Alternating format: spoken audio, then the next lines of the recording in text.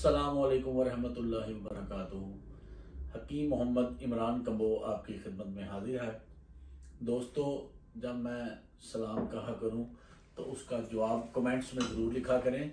जिन लोगों को लिखने का मसला है, मैं सबसे ऊपर कमेंट्स में वालेकुम अस्सलाम वरहमतुल्लाहि वबरकातुहू लिख दूंगा, आप वो कॉपी पेस्ट कर दिया करें, ताकि जब भी ये कोई वीडियो देखे और ये आपके कमेंट्स पढ़े और आपको भी नेकियां मिले और मुझे भी नेकियां मिले। आगे चलते हैं आज के नुस्खा की तरफ।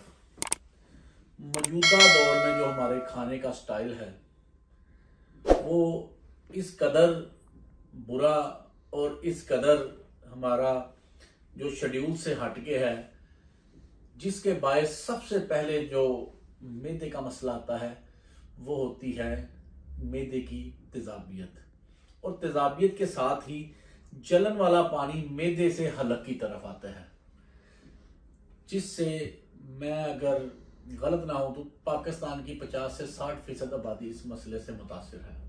उसके बाद खाना रात को लेट खाते हैं और खाना खाते ही बिस्तर पर लेट जाते हैं, जिसकी वजह से मैदे के अंदर कई ऐसे मामलात हो जाते हैं, जहरीले तेजाब पैदा होते हैं जो आपकी तमाम जिस्म को नुकसान पहुंचाते हैं।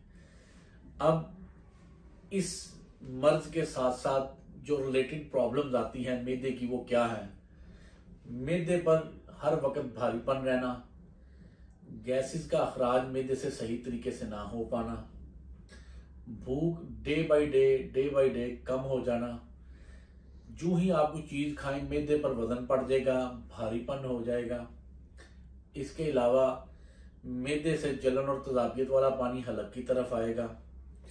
इसी वजह से दिमाग की सोचें मुंतशिर होना शुरू हो जाती हैं, दिमाग जिस जगह अटक जाए वहीं अटक जाता है। ये भी मैदे की खराबी की वजह से है। इसके अलावा कब्ज के मामलात इसी वजह से आपको चलते हैं। इसके अलावा अक्सर लोग खाना खाते हैं, खाना खाने के साथ ही जी का मतलाना शुरू हो जाता है। दोस्तों, जो मैं आज नुस्खा बताने जा रहा हूँ, ये नुस्खा अल्लाह के फजल से देसी तिब का ऐसा शाहकार नुस्खा है जो सिर्फ और सिर्फ 2 चीज़ों पर मुश्तमिल है। आप लोगों ने इस नुस्खे पर अच्छे तरीके से अगर अमल किया तो इंशाल्लाह मैदे का कोई मसला नहीं रहेगा। ये मैं अल्लाह के फजल से आपको ये पूरी 100% श्योरिटी गारंटी से कहता हूँ। सिर्फ इसके साथ साथ आपने कुछ परहेज करने हैं। वो परहेज क्या है? खट्टी तली चीज़ों का, तेज मसालों का और बाजारी खाने आप कोशिश करें ना खाया करें।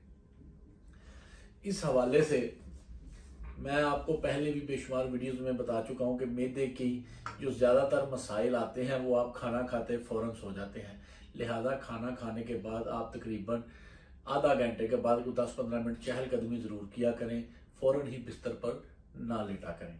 इसके अलावा अपनी खुराक में मैदे से बनी हुई चीज़ों का इस्तेमाल कम से कम करें। और इसके अलावा आपने जिस चीज़ का सबसे ज़्यादा परहेज करना है वो यह है कि खाना खाने के फ़ौरन बाद नहीं नहाना।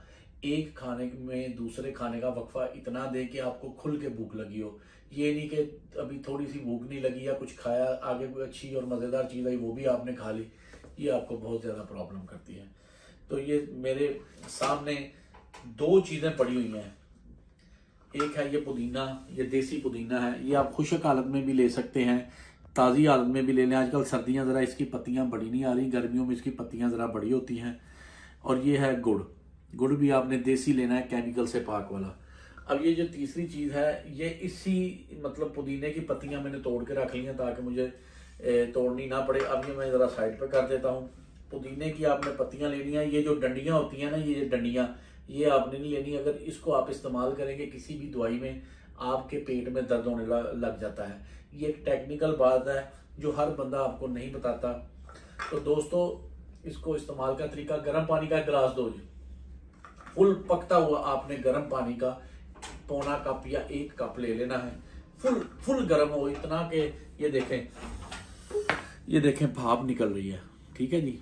इसमें से अब आपने करना क्या है, ये 5 से 10-15 पत्तियां अंदाजन पुदीने की, ताज़ा पुदीना हो, खुशक पुदीना हो, कोई मसला नहीं।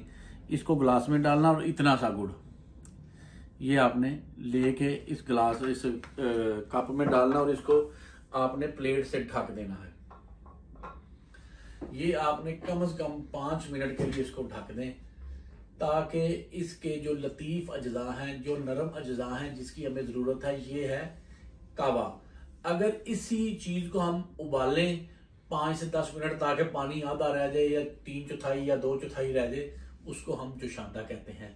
इस नुस्खे में मैं आपको कावा इस्तेमाल करने का बता रहा हूँ। इन दो चीज़ों का भी फ़र्क देखिए। ये वीडियो बनाने का मकसद होता है आपको एजुकेट करना।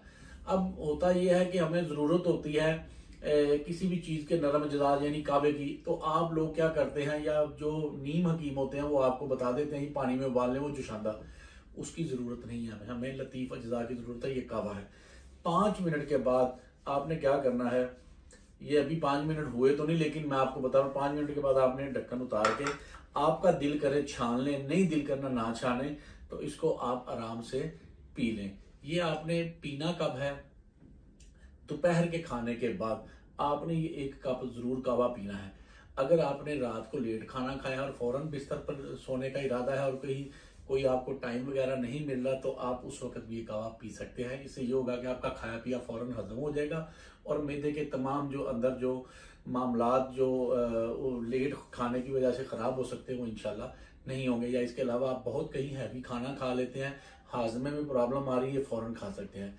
कोई पाबंदी नहीं, हर उम्र का, हर एज का मर्द औरत बच्चा बूढ़ा इसको बिला झिझक इस्तेमाल कर सकता है। ये बहुत कमाल नुस्खा है, 1000 बीमारियों का इलाज है, ये मैं गारंटी से अल्लाह के फजल से कहता हूँ। तो आपने इस नुस्खे को लाइक ज़रूर करना है, शेयर ज़रूर करना है और मुझे दुआओं में ज़रूर याद रखना है। हकीम इमरान कम्बो को इजाज़त दें। अस्सलाम वालेकुम रहमतुल्लाह।